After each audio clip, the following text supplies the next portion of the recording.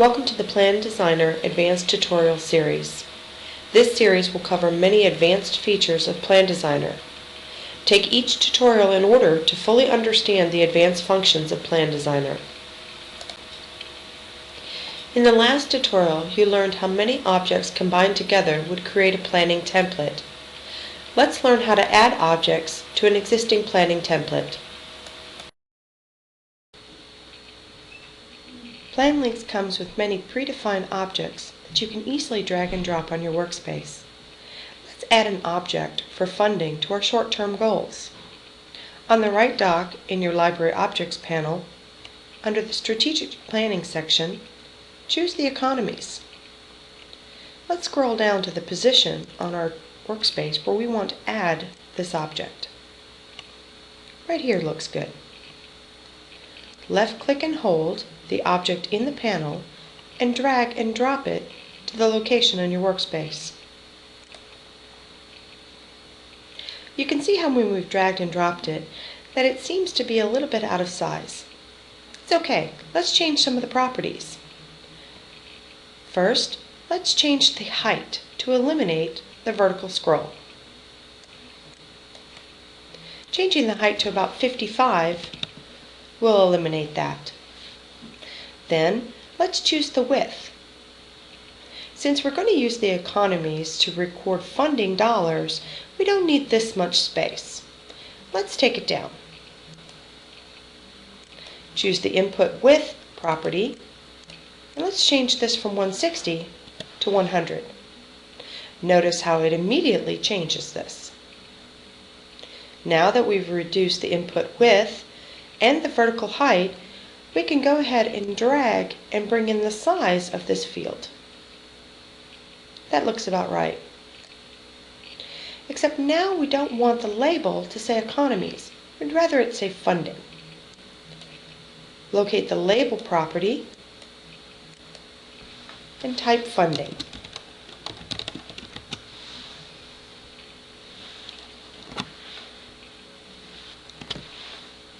We want to make this field required, so we're going to set the required property to true. Notice how in the workspace a red asterisk is shown next to the label.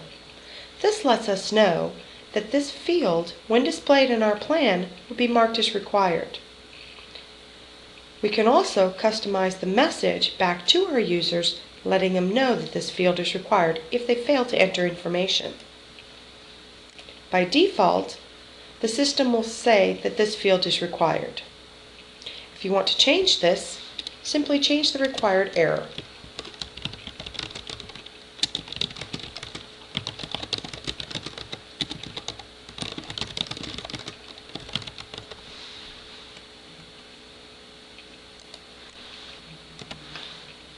We can also give our users tooltip help that allows us to display a message if they mouse over this particular field.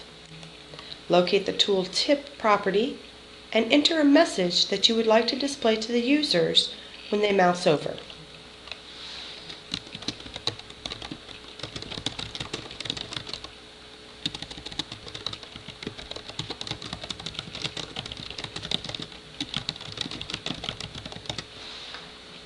Perfect. Now let's take a look at our properties. Click on Preview Mode,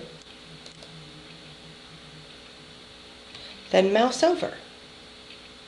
Notice how your tooltip is shown in blue. If you mouse off, your tooltip disappears. One additional property that we want to set for funding is to set the formatting for this particular text field. By changing the formatting, we can look for certain data values. Let's see our options. You can set the formatting for currency, date, email, a number, phone, time, or zip. Since we expect our funding field to hold the monies for our funds, let's go ahead and set that to currency. Save your changes. Now let's preview what we've just set. Remember, we've set the format for funding to be currency. So if we enter any other value other than currency, for example, typing the word money, if we navigate off of it, we see that it's marked in red. This lets us know that we have an error. If we mouse over, we'll see that we have invalid characters. That's the system error message whenever the formatting is not correct. If we change it to currency, we notice that the red outline indicating that an error has disappeared. The preview function is a quick way for you to test any sort of property that you've set on your objects.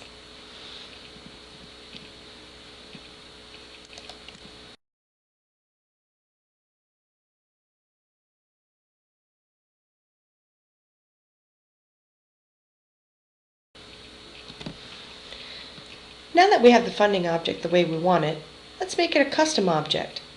Creating a custom object in PlanDesigner allows you to reuse the object with all the properties that you've already set.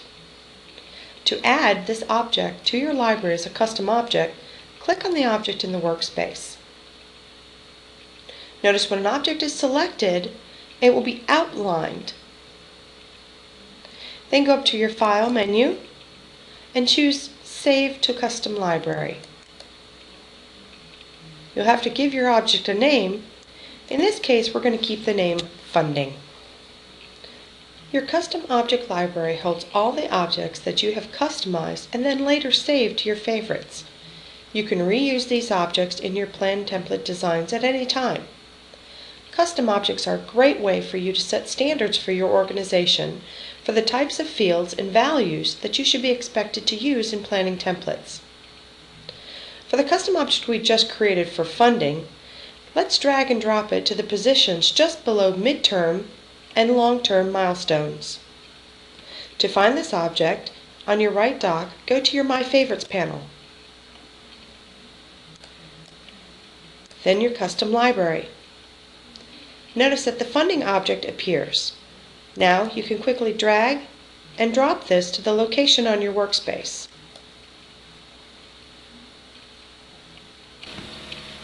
Thank you for taking the time to learn about this feature of PlanDesigner. Take a few moments for a refresher quiz before clicking the next tutorial in the series.